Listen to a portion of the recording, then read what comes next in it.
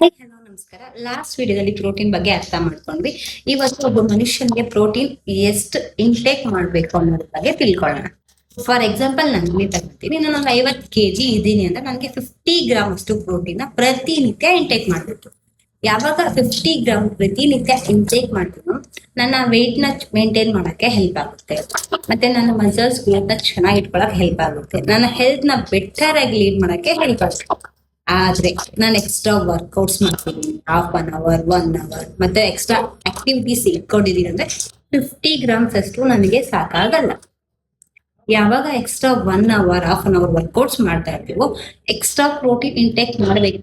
Reason ಯಾಕೆ ಅಂದ್ರೆ ನಾವು ವರ್ಕೌಟ್ಸ್ ಮಾಡಿದಾಗ ನಮ್ಮ ಮಸಲ್ಸ್ ಬ್ರೇಕ್ ಆಗುತ್ತೆ.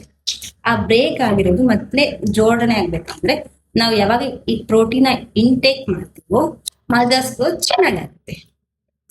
ಆವಾಗ 50 ಗ್ರಾಮ್ ಸಾಕಾಗುತ್ತಾ? ಸಾಕಾಗಲ್ಲ. ರೀಸನ್ ಯಾಕೆ ಅಂದ್ರೆ 1.5 ಪಟ್ಟಷ್ಟು ಪ್ರೋಟೀನ್ ನಾನು ಇಂಟೇಕ್ ಮಾಡ್ಬೇಕು. ಯಾವಾಗ ಇಂಟೇಕ್ ಮಾಡ್ತೀನೋ ನನ್ನ ಮಸಲ್ಸ್ ತುಂಬಾ ಚೆನ್ನಾಗಿ ಗ್ರೋನ್ ಆಗಿ ಹೆಲ್ದಿ ಲೈಫ್ ಸ್ಟೈಲ್ ನ ಮತ್ತೆ ಹೆಲ್ದಿ ಮಸಲ್ಸ್ ಇಟ್ಕೊಳ್ಳೋಕೆ ತುಂಬಾ ಚೆನ್ನಾಗಿ. ನಿಮ್ಮ ವೆಯ್ಟ್ಗೆ ಎಷ್ಟು ಪ್ರೋಟೀನ್ ತಗೋಬೇಕು ಅಂತ ನಿಮ್ಗೆ ಗೊತ್ತಾಗ್ತಿಲ್ಲ, ಮತ್ತೆ ಕನ್ಫ್ಯೂಷನ್ ಆಗ್ತಿದೆ, ಡೌಟ್ಸ್ ಇದೆ, ನನ್ಗೆ ಆರಾಮ ಕಮೆಂಟ್ ಮಾಡಿ.